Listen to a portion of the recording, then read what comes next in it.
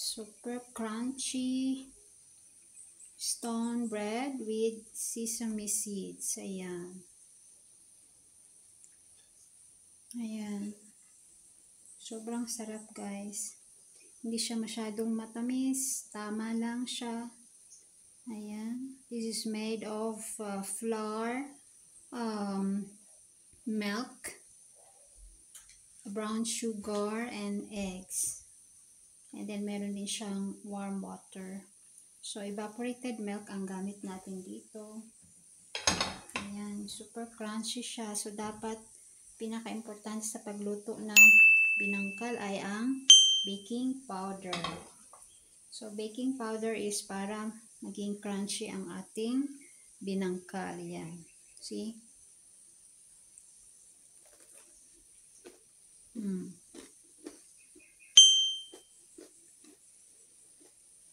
1 piece or 2 piece of this bread, busog ka na.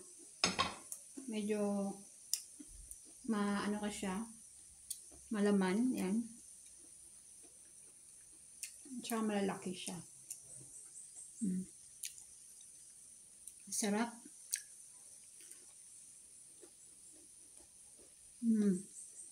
Super crunchy. Tsaka yung sa loob soft siya. Dapat dahan-dahan na yung pagluto para maluto din sa loob. Yan.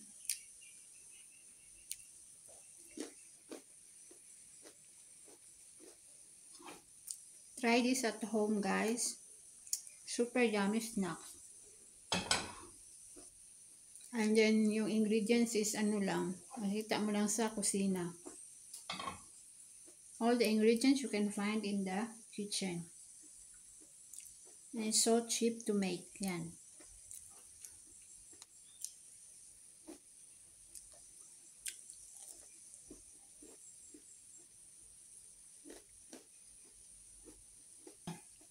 Maganda sa tingnan kasi marami siyang sesame seeds. Yan.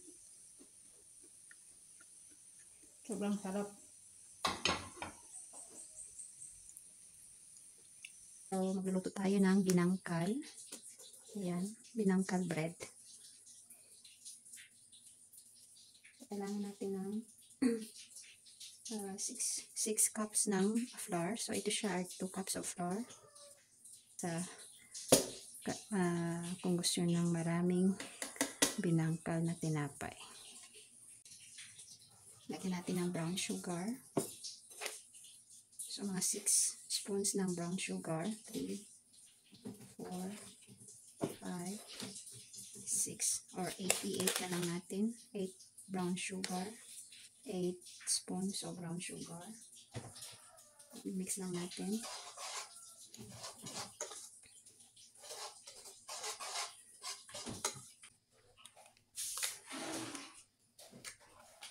So, ito ay 2.5 spoon.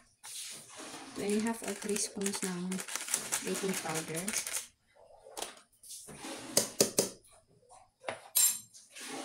Mix lang natin.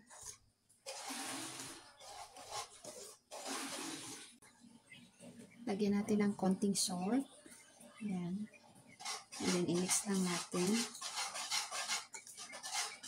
I-mix ng maayos. So, lagyan natin ng itlog. Ito ay 12 eggs. Itlog pugo. So, pwede kayong gumamit ng 2 chicken eggs or 10 itlog pugo. Ayan. Mix lang natin.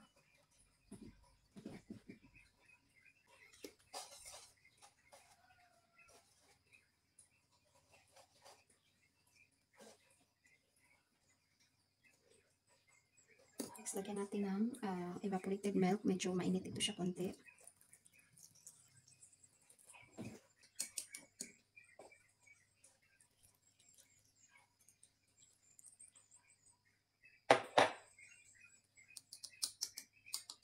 Ayan, masahin na lang guys para matulis. Gamit ang kamay.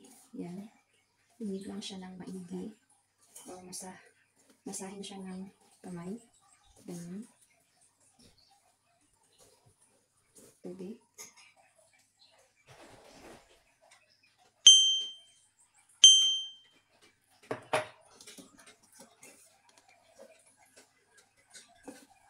parang gumawa ka na lang din ng dough.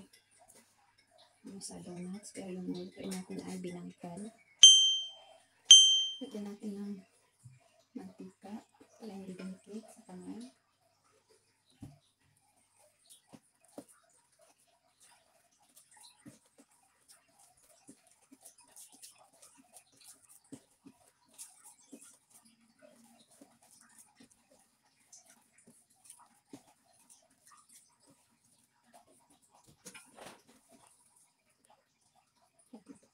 Lagyan natin ito ulit hanggang sa makasali. Ayan, so lagyan natin ang ating kamay ng oil para hindi dumikit ang gawa ng binangkal. So, ganyan lang.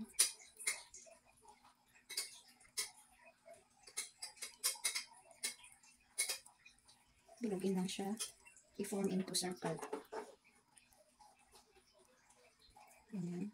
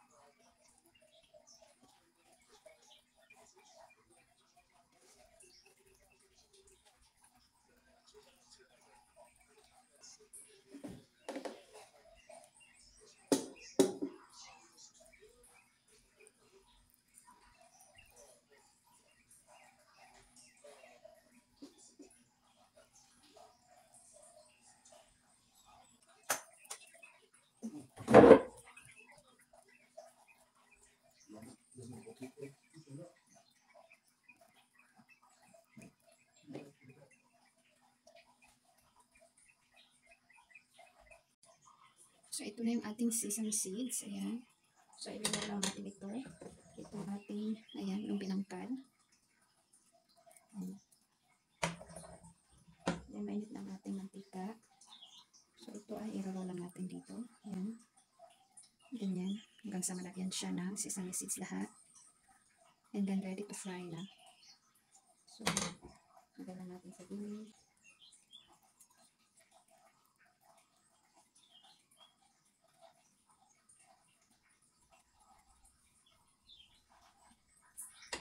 So, hintayin lang natin na mag-init ang mantika.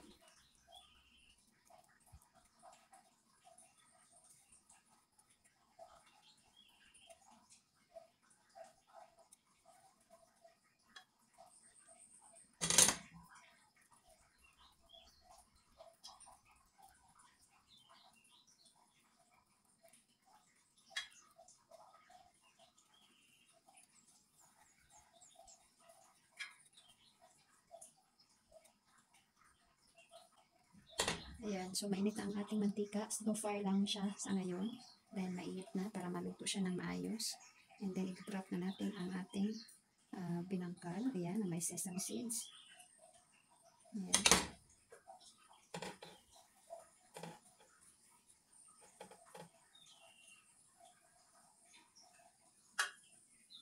Pag mag-brown na sa ilalim ay babaliktad na natin.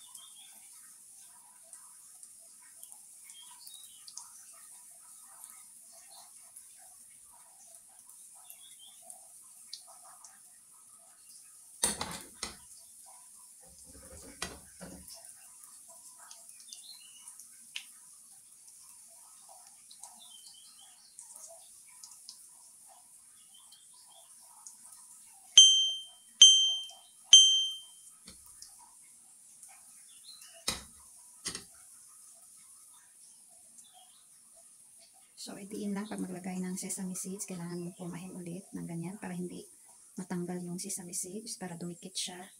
Para dumikit siya lalo. Ayan. Ayan. So, ayan, nag-brown na yung sa ilalim. I-flip lang natin. Ayan.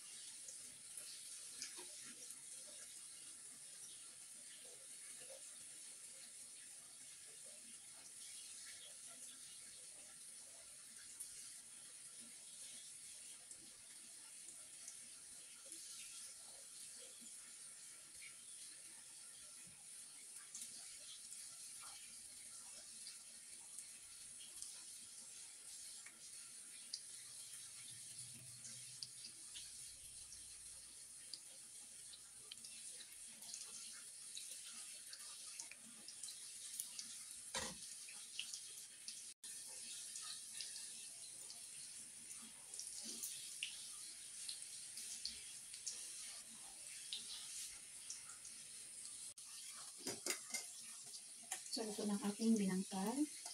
Ayan, binangkal. Ito na. So, yung pagluto ay slow fire lang para maganda ang pagkaluto sa loob. Ayan.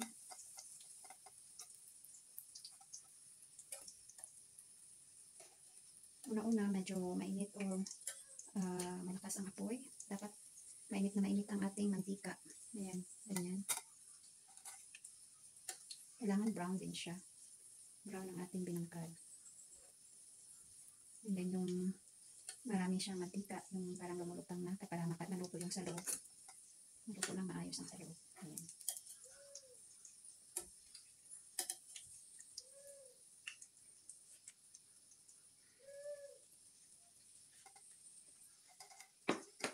Kasama natin konti.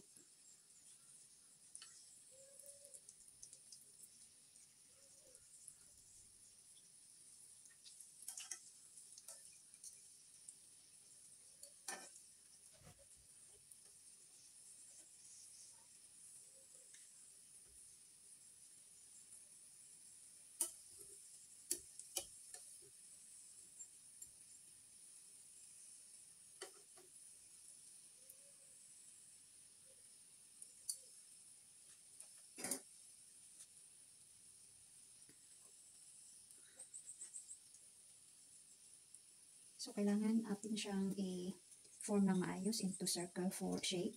And then, lagyan ng sesame seeds, and then i-press lang siya papasok. Yan.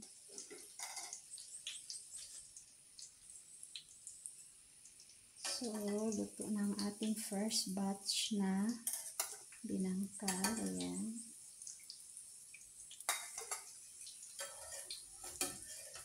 Ang ganda lang tingnan kay marami siyang sesame seeds. Ayan.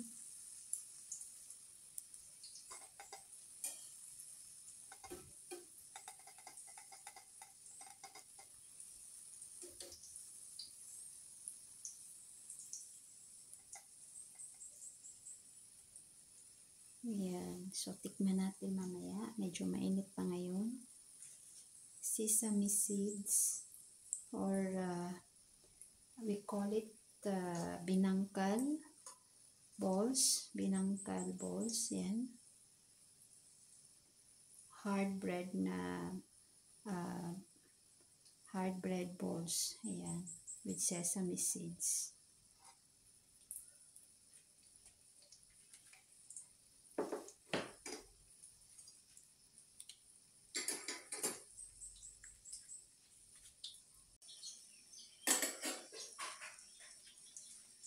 Pahingka yung cellphone ko, Libe. So, ayan na guys, ang ating finished product, ang ating binangkal. So, ayan. Binangkal or stone bread with sesame seeds. Ayan. Bread balls with sesame seeds. So, napakadali lang gawin guys. So, this is made of, flour, milk, brown sugar, and also eggs. And pinaka-importante ito ay ang baking powder. So, ayan. So, meron siyang konting warm water, at saka mantika. So, parang gumagawa ka lang ng pizza dough. So, instead na yeast, ay baking powder ang ilalagay sa dough. And then, i-form lang siya into circle shape like this. Ayan. And then, i-roll mo lang siya sa sesame seeds. So, ayan. Very madaling gawin. Ayan. It's like merienda. Pwede siya merienda sa umaga or sa hapon.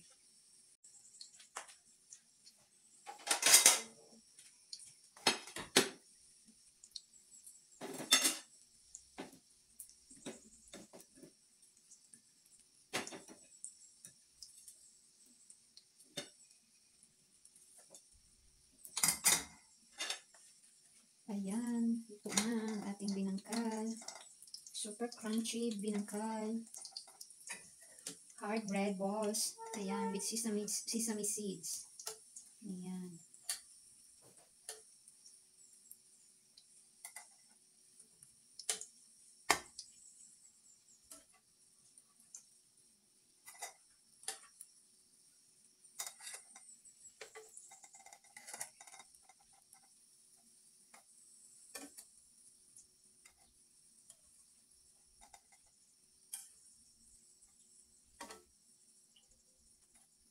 Wow. Binangkal. Binangkal sa Filipino, Tagalog, binangkal bread. In English, stone bread with sesame seeds. Yan. So, next class na naman tayo.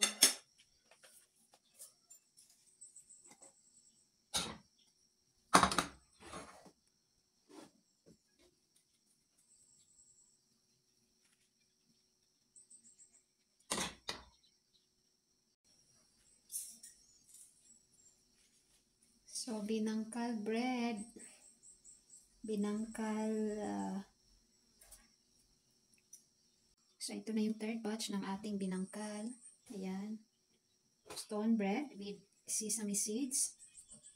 Madali lang gawin guys. So, ito ay parang gumawa ka lang ng dough ng pizza. Instead na yeast, ang ilalagay ay baking powder. So, this is made of flour, milk, evaporated milk, brown sugar, and eggs, and also little warm water. Siyempre, meron din siyang, lagyan mo rin ng mantika para hindi siya dumikit. Ayan.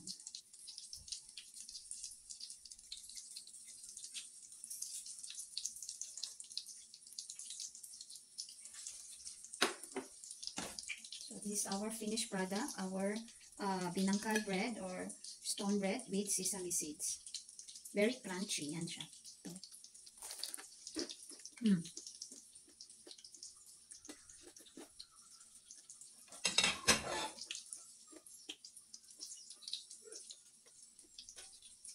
Ayan, pwede nyo gawin sa bahay. Malay lang lutuin.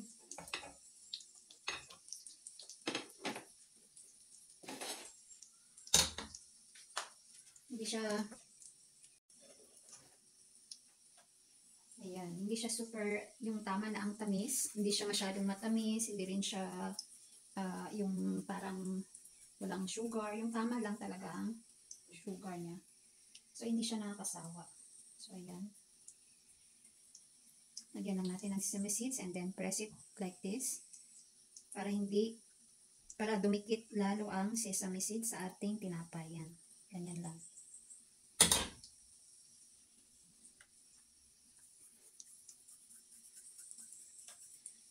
Tsaka yung ano pala, yung apoy natin, dapat hindi siya malakas. Tama lang. Yung slow fire lang para maluto siya ng maayos. At saka hindi rin masunog ang sesame seeds niya. Pag medyo malakas ang apoy, medyo hindi lutuan sa loob. So, dapat dahan-dahan lang.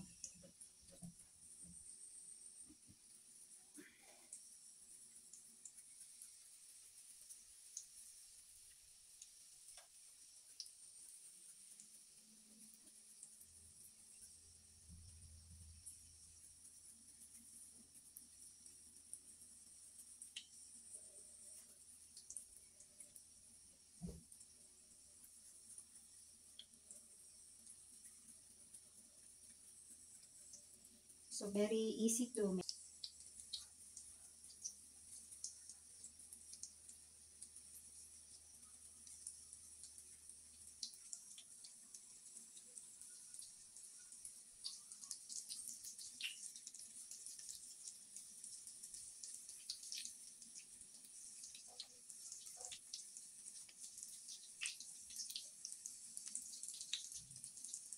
So, same process lang. Madali lang siyang gawin.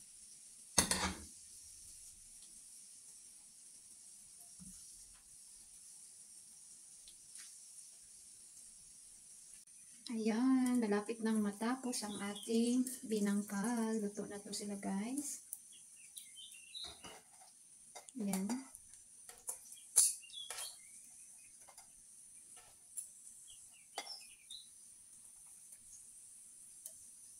Perfect na yung iba.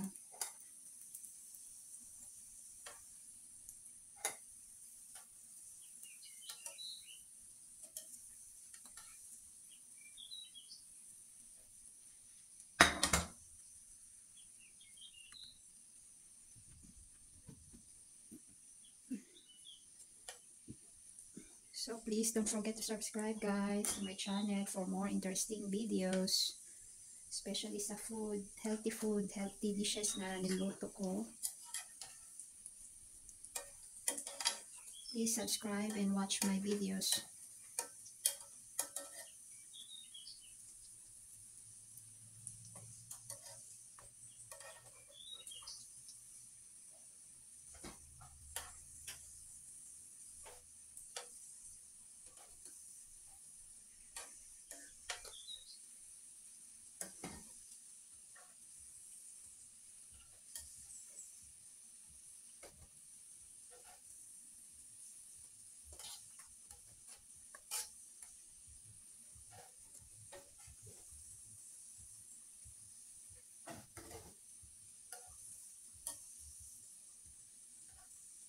Kung gusto mo ng more crunchy, kailangan lagyan mo ng marami ding baking powder. Ito siya, tama lang nilagay ko. Tapos pag maraming baking powder, mas siya, yung open siya, yung may mga leak dito. Ayan, yung may mga ganyan. Pag marami siyang yes guys, as I said, pag marami kang ilagay na baking powder sa dough ng ng binangkal, mas siya, yung mag-open siya dito, mas lalo siyang mag-open. Yan dyan. Pag tama lang, ganyan lang yung itsura. So, tama lang yung nilagay natin, yung baking powder.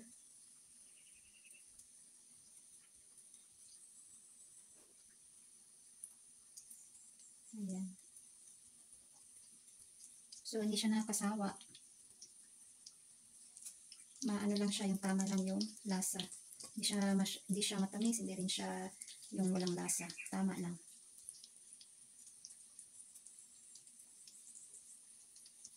So last na to, guys. Please don't forget to subscribe to my channel. Thank you so much. Thank you so much, guys, for watching. So yan na lahat. Luto na ang ating binangkal.